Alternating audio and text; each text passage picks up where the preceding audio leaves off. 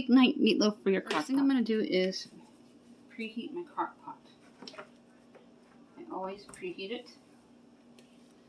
Then I'm going to gather my panko, my eggs, my beef, my spices,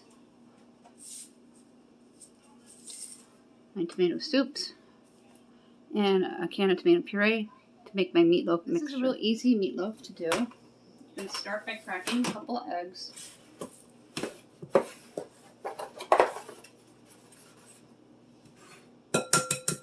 I go through a lot of eggs between October and January with the holiday season. I have 3 eggs. Since they're not extra large eggs, I'm going to put all 3 in there just so I can get rid of the carton. Then I'm going to grab a fork and whisk up the eggs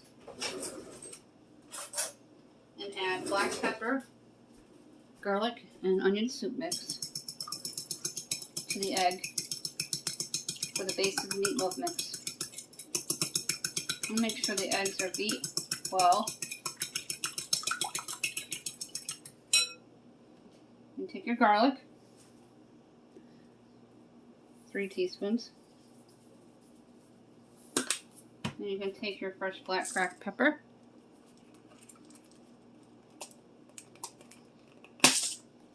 Also 3 teaspoons.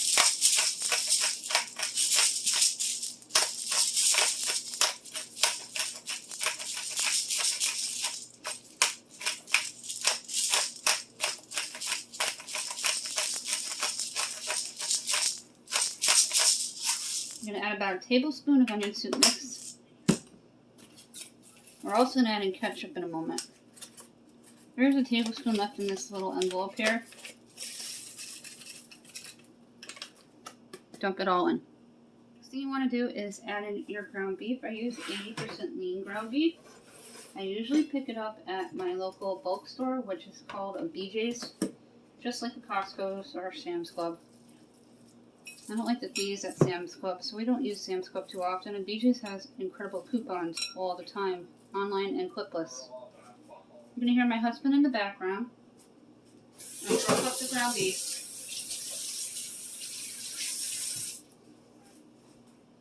And now you're going to add in the panko. This panko I pick up at the Dollar Tree. It is Japanese panko, and it's amazing. It works so well for holding things together. My last meatloaf didn't really come out too well because I used breadcrumbs. It doesn't seem to hold together like a loaf when I'm not using the panko. Just be careful because the metal part can be sharp. Now you're going to dump in about a cup to a cup and a half. Cover the entire base of the meat.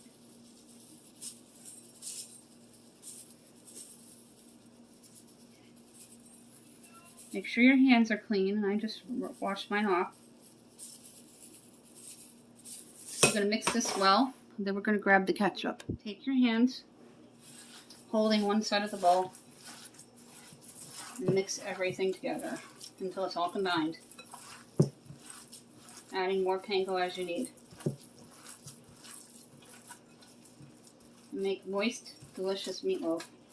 That doesn't always stay in a loaf form when you take it out of the crock pot. But it tastes good, so that's all that matters.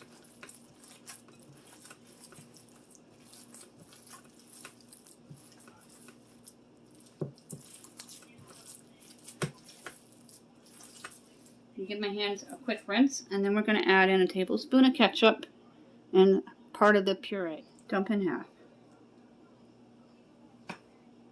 Then you're going to mix it into a loaf form. Then we're going to put it into the crock pot. And form it into a loaf. And put it into the crock pot. First you're going to dump in the rest of your puree. Then an entire can of the Campbell's tomato.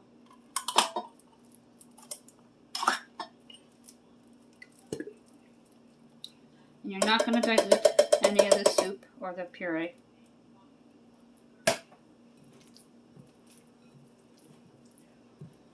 Take your meat mixture, dump it on in, and then we're going to form a loaf.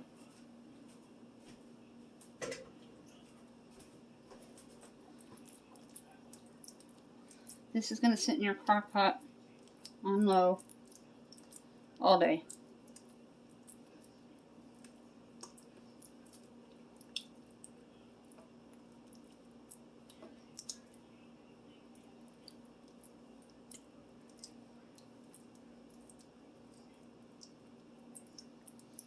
If you wanted to, you can cook your potatoes right in the crock pot and make it a true one-pot meal. I'm not doing that because it's very cold out, and I love having the oven on and taking advantage of that for the extra warmth and coziness. Plus, your potatoes, bacon just smells so good. It reminds me of my childhood. The last thing you're going to do is just drizzle in some water,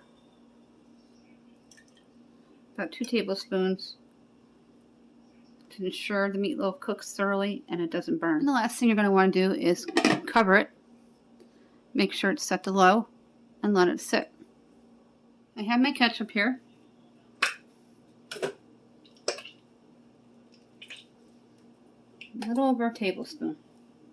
Plus I added some more panko. You don't want the meatloaf wet or overly dry.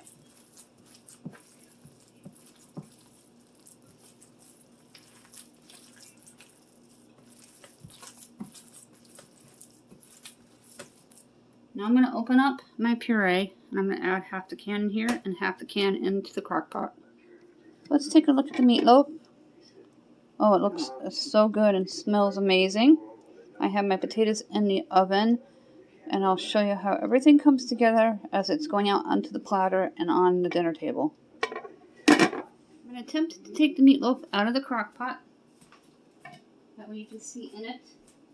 It's going to be very hot. Turn it all the way off.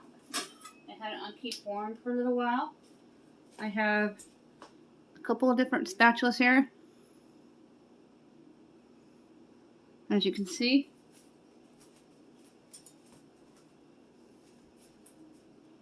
It can be very tricky getting it out.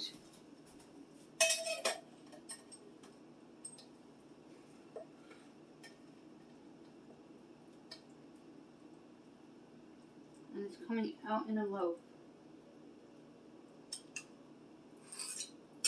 Perfect.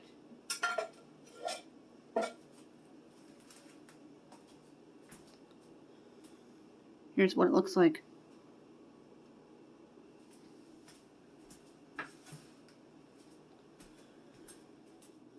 Here's what it looks like on the platter. Now I'm going to take everything out of the oven, the potatoes, and set up the peas to go with it, and you'll see it on my plate. Look at the meatloaf on my plate. It came out perfect, and I paired it with peas and a buttery baked potato.